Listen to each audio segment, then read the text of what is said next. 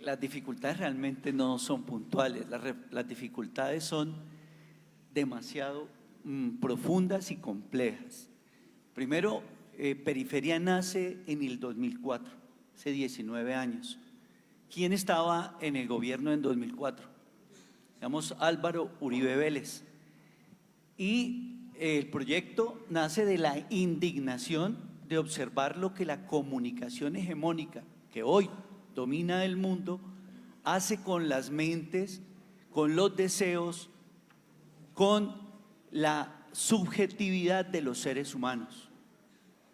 Por eso no es simplemente hablar de la forma de cómo se presentan las noticias, la información y la comunicación, sino de cuál es el papel que está jugando ese tipo de comunicación. En ese entonces, imagínense que estábamos en algo que se llamó el embrujo autoritario. Y eso sí que fue bien acuñado, porque fue lo que le ocurrió al país. Estaba absolutamente embrujado, y ese embrujo gracias al poder de las corporaciones mediáticas hegemónicas. Y hegemónicas quiere decir que nos dicen a nosotros qué es lo que nos debe gustar, a quién querer y a quién odiar. Y a través de ese relato, que es un relato global, se ha venido proliferando incluso un ataque contra la comunicación contrahegemónica, es decir, contra la comunicación que presenta otra propuesta de humanidad. Y en ese sentido, imagínense quiénes más estábamos al centro del enemigo interno, que además es la doctrina impulsada a través de los medios masivos de comunicación o corporaciones transnacionales.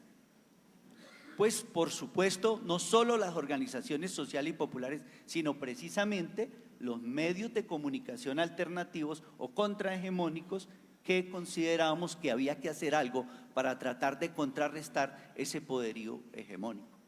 Y ahí empiezan nuestros problemas, porque Periferia nace justamente denunciando, pero en la voz de las víctimas de las masacres, que eran cientos de masacres, y masacres no de cualquier característica, sino de unas características abominables como las que hemos conocido se adelantan en este país.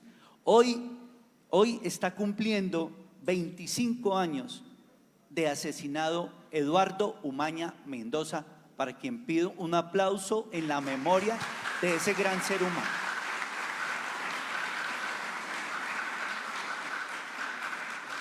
¿Quién asesinó a Eduardo Umaña Mendoza? Por ahora, los autores intelectuales se sabe que son Castaño, Don Berna y Mancuso.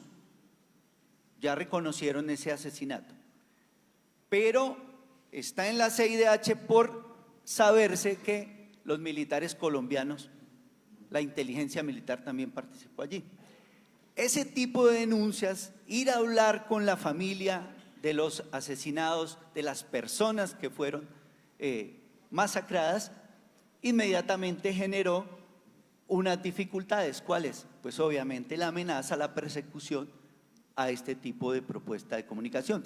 Pero la sorteamos porque esta propuesta es una propuesta de comunicación popular, es decir, que quiere que la misma gente sea la que produzca su comunicación.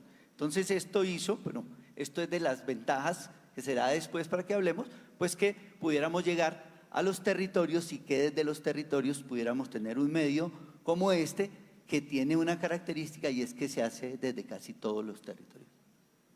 Gracias.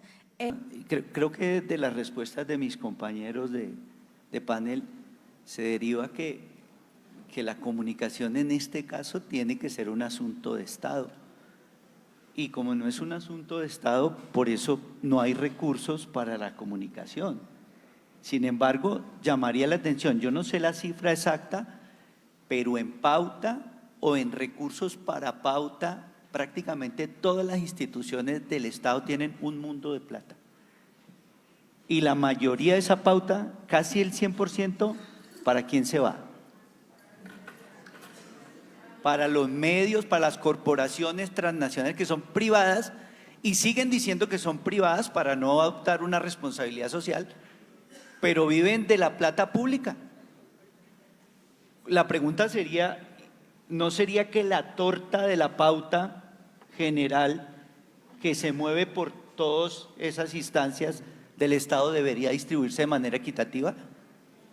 Eso por lo menos tendría que ser así, y si este es el gobierno del cambio, tiene que ser así, porque en este momento en las instancias del Estado y del gobierno hay gente nuestra, es decir, hay gente del pueblo y hay gente que se la peleó por un gobierno diferente. Entonces hay que pelearse también porque esa torta sea distribuida, porque efectivamente esa es de las principales dificultades que hay. Otra dificultad es la marginalidad. Los medios alternativos y populares somos marginales, y somos marginales porque no tenemos semejantes posibilidades, ¿sí? ¿Cómo vamos a cubrir nosotros un evento de Petro allá en la COP27? ¿Cómo vamos nosotros a cubrir un espacio del tema de paz total en Cuba o en Venezuela? Pero a veces en el avión presidencial sí se cuelan algunos de RCN y Caracol. ¿Ah? Para ellos hay silla. Para ellos hay silla y para nosotros no. Entonces, ojo con eso, porque nosotros queremos a este gobierno, pero hay que llamar la atención. Independencia crítica hay que mantener. Bien, mire, ¿qué es lo que nosotros podemos decir que son logros grandes? Uno, frente a lo que han dicho de la conectividad. ¿Saben a dónde ha llegado Periferia, que es una prensa escrita, impresa? Que estamos a punto de quebrarnos, con la pandemia se nos quebró el proyecto de autogestión, porque nosotros no queríamos depender de que alguien nos dijera, si hablaste esto, te damos plata, pero si hablas mal, no te damos. Entonces teníamos la propuesta del taller de artes gráficas, se nos quebró. Entonces ahora, nosotros lo que decimos es, fíjense que no hay conectividad, no teníamos plata y sin embargo, seguíamos trabajando desde muchas regiones y llegando con el periódico a donde no llegaba el internet. O sea, el periódico tiene una capacidad, la prensa escrita, impresa, tiene una capacidad de caminar. Y camina en las manos, en las cabezas y en las mentes de muchas personas. Allá llega a lugares donde hay que ir 3 días en lancha, como llegó esta propuesta de gobierno. Entonces, eso ha sido importante. La prensa impresa y escrita sigue siendo una lucha, una confrontación también contrahegemónica, porque está condenada a la desaparición. Y si desaparece lo impreso y lo escrito, les digo, compañeras y compañeras, desaparece el contexto, desaparece la profundidad, porque lo digital exige la agilidad, que sea corto y sucinto. Logros es que con este trabajo se reconstruye la memoria histórica de las comunidades. Se hace valoración y desarrollo de liderazgos, se descubren liderazgos. Construcción de propuestas transformadoras, socialización de estas propuestas transformadoras, es decir, cuando uno encuentra que hay algo muy bonito que nadie conocía, gracias a la comunicación popular y alternativa se conocen esas propuestas transformadoras. Y hay construcción de sujetos y sujetas políticas, es decir, que si la comunicación es retomada a través de los impulsos de la comunicación alternativa y popular, es recuperada y la gente entiende que la tiene que tener y no cedérsela a alguien, entonces hay recuperación de construcción de sujetos políticos y de propuesta social y popular para las transformaciones.